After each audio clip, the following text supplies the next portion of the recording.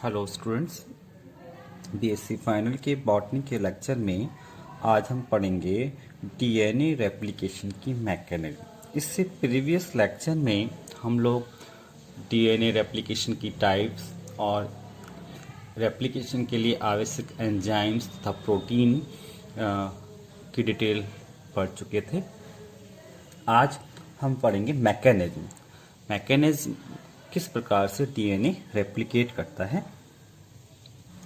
DNA replication के mechanism की study eukaryotes तथा प्रोकैरियोट्स दोनों में ही की गई, परंतु यूकैरियोट्स के न्यूक्लियस का स्ट्रक्चर अधिक कॉम्प्लिकेटेड होने के कारण आज भी इसका जो उसकी स्टडी है, जो नॉलेज है, पूरी नहीं है। जबकि दूसरी तरफ इसका अध्ययन प्रोकैरियोट्स में अधिक विस्तार से किया जा चुका है। अतः निम्न विवरण मुख्यतः प्रोकैरियोट्स तथा कुछ वायरस की स्टडी पर आधारित है। इसमें जो स्टेप होती हैं रेप्लिकेशन के समय, अगर हम एक नज़र उस पर डालें तो पहली स्टेप जो है वो है unwinding of two complementary strand, जो दो प्रकार से हो सकता है। यूनिडायरेक्शनल वाइंडिंग हो सकती है और बाई डायरेक्शनल वाइंडिंग हो सकती है। दूसरा जो स्टेप है वो है stabilization of two single strand. जब अनवाइंडिंग के समय दोनों स्ट्रैंड अलग अलग हो जाएंगे तो उन स्ट्रैंड को सिंगल स्ट्रैंडेड स्टेज में रखने के लिए या आपस में एक दूसरे से ना मिलने देने के लिए जो प्रोसेस होगा, जो स्टेप होगी, वो कहलाता है stabilization of two single strand. तीसरा स्टेप है synthesis of RNA primer and oxygen fragment on lagging strand, कि लेगिंग स्ट्रैंड पर आरएनए प्राइमर्स तथा ऑक्सीजन फ्रेगमेंट की सिंथेसिस इसकी थर्ड स्टेप होती है। अगला स्टेप इसका है synthesis of continuous new complementary strand on leading strand पर डीएनए की कंटिन्यूअस सिंथेसिस। नेक्स्ट स्टेप है एक्सट्रीशन ऑफ आरएनए प्राइमर, और उसके बाद जो गैप रह जाते हैं उनकी sealing of gaps between oxygen fragments. Next step है welding of oxygen fragment to form a complete new complementary strand. उन सभी ऑक्सीजन की फ्रेगमेंट्स और गैप को फिल होने के बाद उन सबका जोड़कर एक नया स्ट्रैंड बनाना। तो इस प्रकार ये स्टेप्स हैं, इन स्टेप को हम एक क्लिक करके पढ़ते हैं। पहली स्टेप जैसे है unwinding of two complementary strand. यह ज्ञात है कि रेप्लिकेशन के लिए दोनों स्ट्रैंड का अलग होना आवश्यक है, अनवाइंडिंग होनी जरूरी है, क्योंकि प्रत्येक कॉम्प्लीमेंट्री स्ट्रैंड सेपरेट होकर टेम्पलेट की तरह फंक्शन करता है, यानी कि इनको अलग होना आवश्यक है। तो दोनों अलग होंगे तभी ये टेम्पलेट की तरह फंक्शन करके नया डीएनए बना सकते हैं। यह क्रिया टोपोआइसोमरेज की प्रेजेंस में होती है। पहले भी बताया जैसे कि जो इन दोनों स्ट्रैंड को अलग करने के लिए, टोपोग्राफी को चेंज करने के लिए जो एंजाइम की आवश्यकता होगी वो होगी टोपोआइसोमरेज। यह क्रिया टोपोआइसोमरेज एंजाइम की प्रेजेंस में होती है। प्रत्येक डीएनए अणु में एक या अधिक स्पेशल पॉइंट्स होते हैं जहां से कॉम्प्लीमेंट्री स्ट्रैंड ओपन होना प्रारंभ करता है।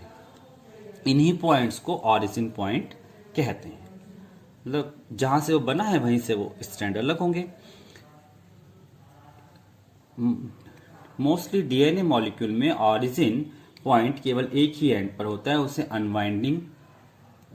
अनवाइंडिंग को हम यूनिडायरेक्शनल कहेंगे। जब एक एंड पर अनवाइंडिंग होगी, तो जैसे अगर हम ये केस लेके देखें, एक डायग्राम से क्लियर करें, जैसे डीएनए बाउंड डीएनए ये है, और जब बाउंड डीएनए एंड से खुलना, सेपरेट होना प्रारंभ करता है तो ऐसे फॉर्क, चिमटे जैसा स्ट्रक्चर बन जाता है। ये कंडीशन तब होती है जब लीनियर डीएनए के एक एंड पर ऑरिजिन पॉइंट हो, तब ऐसी कंडीशन में ऐसे फॉर्क जैसा स्ट्रक्चर बनता है। ये यूनिडायरेक्शनल अनवाइंडिंग है।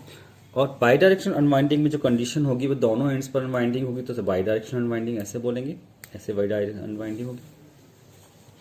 परंतु कुछ वायरस के लीनियर डीएनए के दोनों एंड्स पर एक एक ऑरिजिन पॉइंट होता है, जिसके फलस्वरूप जो अनवाइंडिंग होती है वो बाई डायरेक्शनल होती है, और रेप्लिकेशन फॉर्क भी दो रेप्लिकेशन फॉर्क बनते हैं। तो ये तो हुआ कि जब अनवाइंडिंग कहाँ हो, एंड्स पर हो, एक या दोनों एंड्स पर हो, यूनिडायरेक्शनल हो या बाई डायरेक्शनल।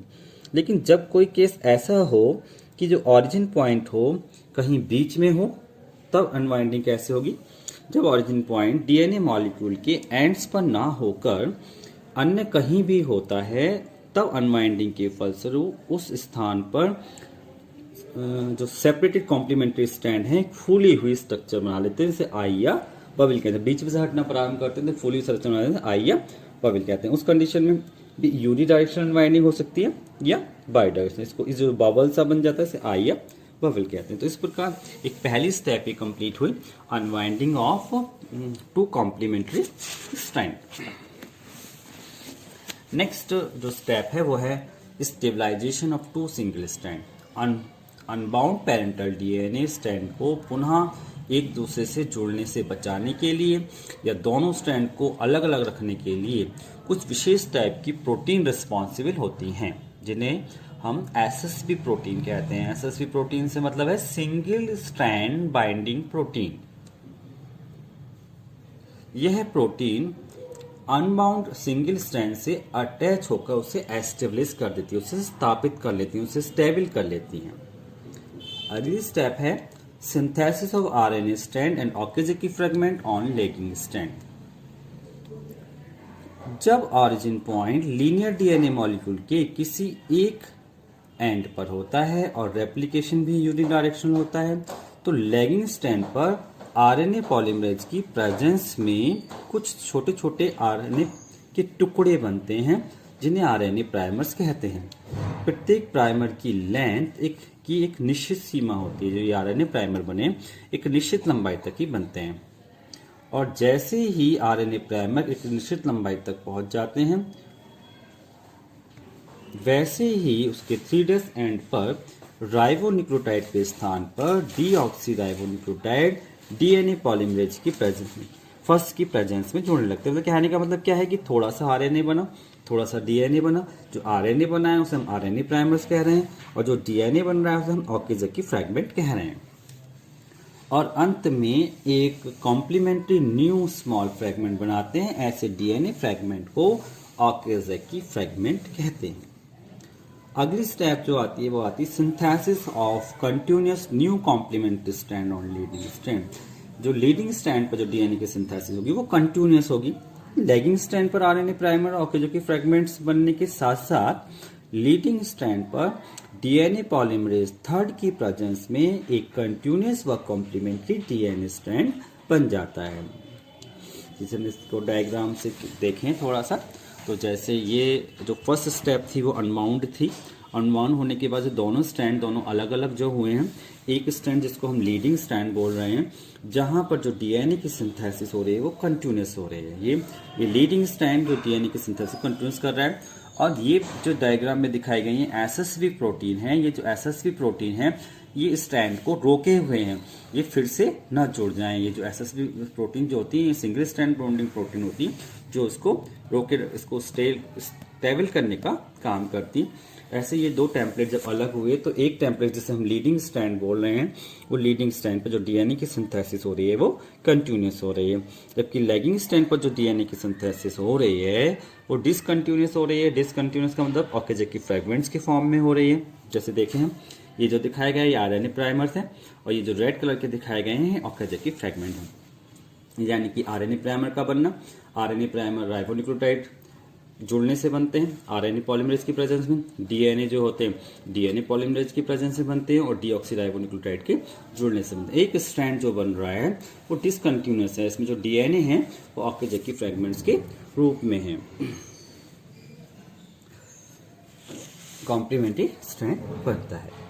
अब अगला स्टेप जो है वो है excision of RNA primer.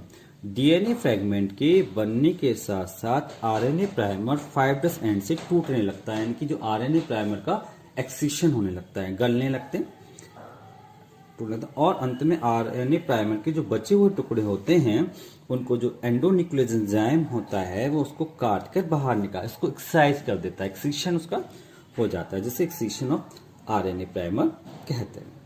RNA primer के हटने से ये जो ऑक्सीजन की फ्रैगमेंट्स हैं इनके बीच गैप बना, इस गैप को फिल करने का काम अब होगा ceiling of gap between oxygen की फ्रैगमेंट।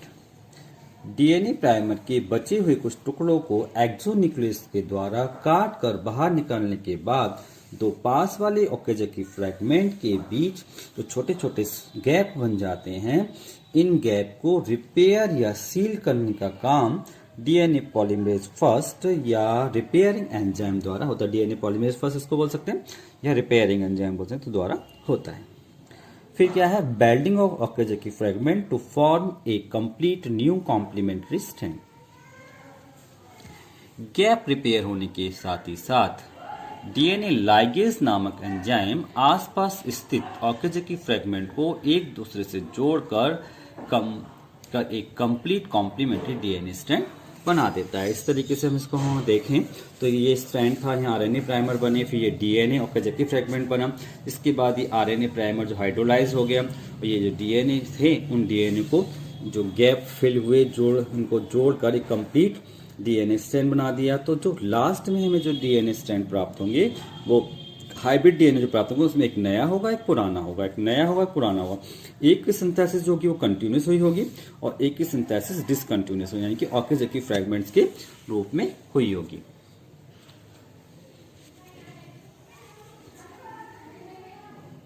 ये हाइब्रिड डीएनए बने। ये एक डायग्राम है जो रेप्लिकेशन को शो कर रहे हैं। Unified picture of DNA replication showing role of different proteins and enzymes in replication. This is the protein. इस प्रकार हमने देखा कि डीएनए की जो रेप्लिकेशन होता है उसमें ये निम्न स्टेप्स होती हैं और निम्न एंजाइम्स काम करते हैं, और फाइनली एक स्ट्रैंड डीएनए से दो डॉटर डीएनए बनते हैं, और दोनों जो डॉटर डीएनए बनते हैं उनको हाइब्रिड डीएनए बोलते हैं, क्योंकि उसमें एक स्ट्रैंड नया होता है, एक पुराना होता है। और सेमी कंजर्वेटिव मेथड का एग्जांपल है सेमी कंजर्वेटिव, जिसमें एक स्ट्रैंड की जो सिंथेसिस होती है वो कंटिन्यूस हुई होती है और दूसरे स्ट्रैंड की जो सिंथेसिस होती है वो डिसकंटिन्यूस होती है। इस प्रकार आज हमने पढ़ा डीएनए का रेप्लिकेशन में की जो मैकेनिज्म है उसमें होने वाली डिफरेंट स्टेप्स को हमने आज विस्तार में पढ़ा। इस प्रकार डीएनए वाला पोर्शन आपके सिलेबस के अकॉर्डिंग कंप्लीट होता है, जिसमें हमें डीएनए से रिलेटेड क्वेश्चंस पढ़े।